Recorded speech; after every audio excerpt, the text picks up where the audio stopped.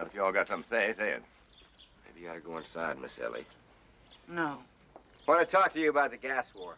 I don't think there's anything to talk about. If I want to cut prices, that's my business, isn't it? No, JR. It's a business of every oil man in Texas. JR, the politicians are afraid of you. We aren't. We want you to stop over pumping those fields and put prices back where they belong. Cliff, that sounds like a threat. You boys are starting to look like a lynch mob. Bobby, what are you doing sticking up for JR? He's ruining you, too. Jordan, I don't like it any more than you do. Right now, you're talking not business, but family. There's no way to solve problems. My stations are losing a fortune, Bobby. One more week and I'm out of business. You best step aside. If you want to get to JR, you're going to have to come through us. Then that's what it'll be, because you're not stopping us. Back off, Barnes. All of you. Not before we settle with JR. You just hold it right there. If there's any blood spilled here today, I'll guarantee you it won't just be Ewing blood. Good Lord, are you all crazy? Most of you are Jock's friends. Ah, Miss Ellie, we don't have any quarrel with you. You're a guest in my home. Until you come to your senses, I don't want to see any of you.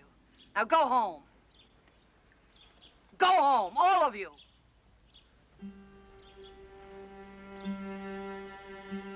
Come on, let's go.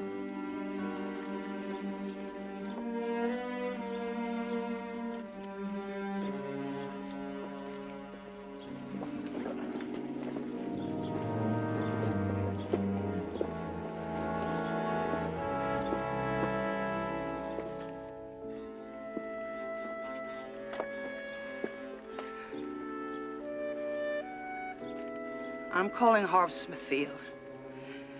I've had enough of this insane competition between you two. I'm going to court to break Jock's will.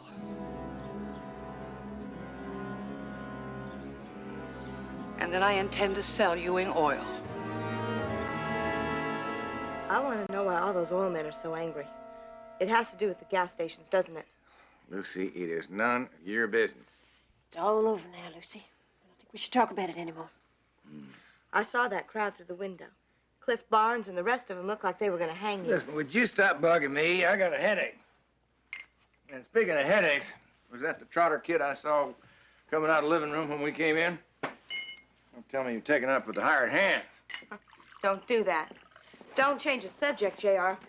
I want to know why Grandma's so angry and why she's on the phone to Harv Smithfield right now. Why don't you tell her, JR? What you're doing now just isn't hurting Ewing Oil, it's hurting the whole family. Bobby and Ray had to protect you from a mob. Your dirty deals might just get somebody killed one of these days. Now, you just hold on, Pam. It was your brother started that whole mess, not me. You're just as much to blame as he is. It started with your cut-rate gasoline. I don't think we need any more of this bickering. Oh.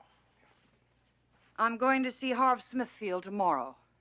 I'm going to do everything I can to get the will changed so I can sell Ewing Oil. Miss Ellie, it's not like you to interfere with the running of Ewing Oil. Aren't you being a little bit hasty? No. I've thought about nothing else for weeks. Mama, contesting Daddy's will, that's a drastic step. If Miss Ellie was as frightened as I was at what nearly happened, I don't think it's too drastic. I don't believe it. Selling Ewing Oil, that's the last thing in the world Daddy would want. The company was his life, Mama. And now it's ruining my life and my family's life. Maybe Ewing Oil was only meant to exist while your father was alive. Oh, don't worry, JR, you'll get your share. I'll distribute the proceeds among the 4 boys. Well, that's just wonderful. You hear that, Bobby? She's gonna sell Ewing Oil and give half the money to a drunk and a cowboy. Mama, that's going against Daddy's wishes, and you know it. Don't you shout at me, JR. I don't think you give a damn about your daddy's wishes. All you care about is yourself.